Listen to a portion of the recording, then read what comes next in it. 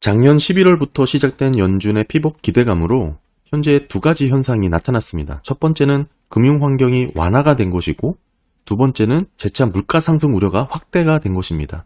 오늘 이 두 가지 내용 살펴보도록 하겠습니다. 네, 먼저 보시는 것은 시카고 연은의 금융 환경 지수입니다.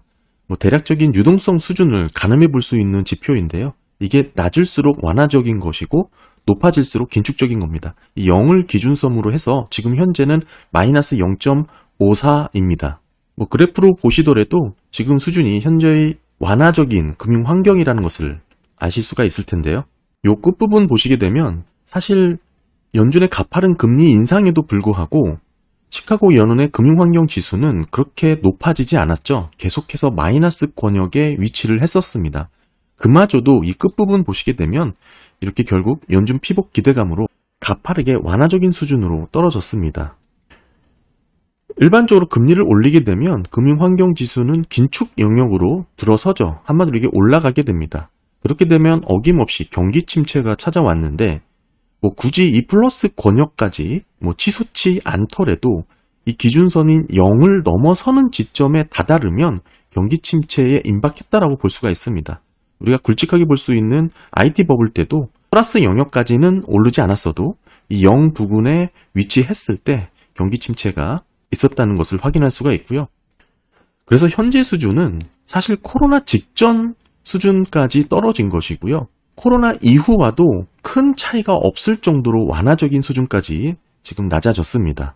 이렇게 낮아진 원인으로는 결국 23년 11월부터 연준의 금리 인상 중단 기대감이 빠르게 완화적인 금융 환경으로 이어졌다라는 것이죠. 증시가 올랐고 금리가 떨어졌죠.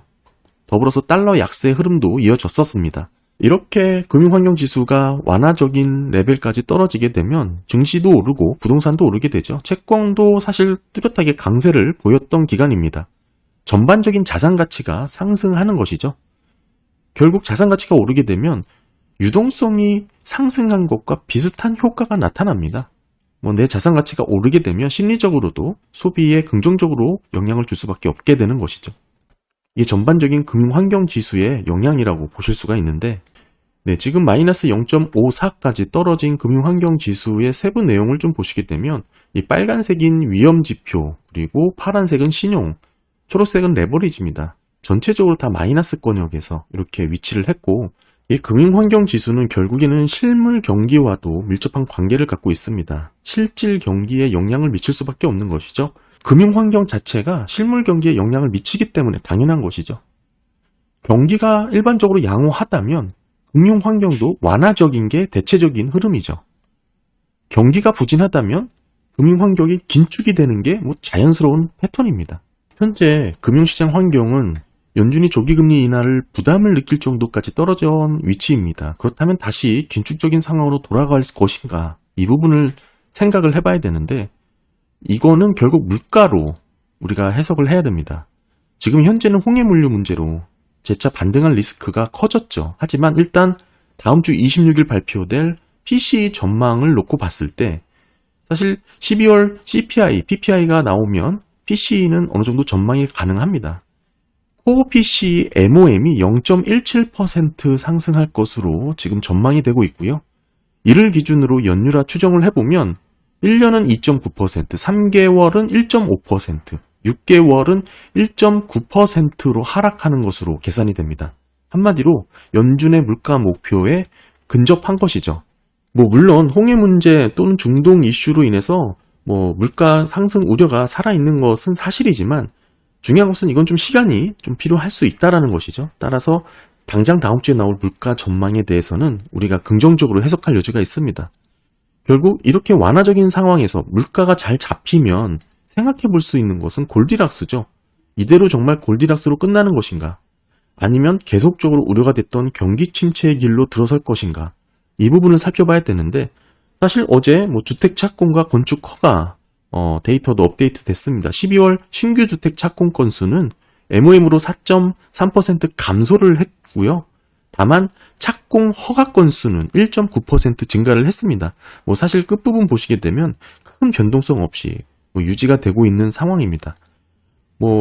며칠 전 보여드리기도 했지만 주택시장지수 보시게 되면 바닥에서 반등을 하고 있죠. 한마디로 주택 부동산 시장 심리가 살아나는 듯한 모습을 엿볼 수가 있을 것 같은데 바닥을 다지고 재차 반등하는 모습이라고 해석될 수가 있죠. 하지만 그럼에도 현저히 낮은 수준이라는 게 핵심입니다. 결국 주택시장지수 지금 44까지 반등한 이 주택시장지수와 실업률과는 17개월 시차를 갖고 높은 상관관계를 보이고 있는데 여기죠. 지금 실업률이 낮은 레벨을 유지하고 있지만 실업률은 뒤집은 겁니다. 결국 주택시장지수가 여기까지 떨어졌다는 것을 놓고 봤을 때 지금의 실업률은 앞으로 급격하게 높아질 것이다. 이렇게 전망을 할 수가 있습니다. 결국 그렇다면 경기 침체의 길로 들어서게 되는 것이죠. 또 다른 데이터도 있습니다. 트럭 물류 고용 관련된 것은 우리 전체 실업률의 선행지표라고 볼 수가 있습니다. 보시게 되면 파란색이 트럭 고용의 YOY 변화율입니다. 과거 경기 침체 구간을 놓고 봤을 때 모두 트럭 물류 관련 고용이 급감하는 패턴이 반복이 됐는데요. 지금 끝부분 보시면 지금도 현저하게 떨어져 있는 거 확인하실 수가 있죠. 현재 고용이 트럭 운송자들의 고용이 거의 붕괴 수준으로 가파르게 떨어졌습니다. 그럼에도 불구하고 이 빨간색 전체 고용은 아직은 견조한 것처럼 보이죠. 하지만 이 간극 패턴은 매번 파란색이 먼저 떨어지면 결국에는 전체의 실업률이 같이 떨어지는 이런 모습이 반복되어 왔습니다. 따라서 지금도 앞으로 실업률이 급격하게 증가할 것이라는 것은 충분히 엿볼 수가 있는 그런 흐름이고요. 또 있습니다. 언제나 경기 침체 전에 임시직 고용이 급격하게 감소가 됐습니다. 뭐 여기도 그렇고 여기도 그렇고 08년도도 그렇고요. 심지어 코로나 때도 마찬가지죠. 지금도 마찬가지로 급격하게 감소를 해서 지금 YY로 마이너스 권역에서 계속 그 하락폭을 이어가고 있습니다. 지금 현재 뚜렷하게 금융환경이 완화가 돼 있는 상황은 맞습니다. 그렇다면 연준의 피벗은 시장 예상보다 늦게 이루어질 가능성이 상당히 높겠죠. 그러다 보면 지금은 견고한 시장이라고 보고 있는 사람들의 컨센이 많기 때문에 연착륙을 많이 전망을 하지만 이런 상황이라면 사실 연착륙을 기대하기보다는 재차 물가가 반등할 가능성 또는 경기 침체로 들어갈 가능성, 이 두 가지 가능성 중에 하나가 일어날 것이 높아 보인다고 생각을 합니다. 지금 현재 금융 환경이 완화가 되어 있는 상태이기 때문에 연준의 피봇은 시장 예상보다 늦게 이루어질 가능성이 높아졌습니다. 그렇다면 경기 침체 가능성이 높아지던지 재차 물가가 반등할 가능성이 높아지는 이 두 가지 사례 중에 하나로 흘러갈 가능성이 큰 거죠. 예를 들어 지금의 시장 전망처럼 연착륙의 기대는 생각보다 가능성이 떨어지는 시나리오다. 뭐 이렇게 해석을 할 수가 있을 것 같고요. 또 어제는 10년물 팁스의 입찰 결과가 있었는데 강한 수요를 보여줬습니다. 낙찰금리가 1.810으로 결정이 됐죠. 이게 무슨 의미가 있냐면 우리가 채권 시장에서의 인플레 기대, 제가 자주 보여드렸던 차트입니다.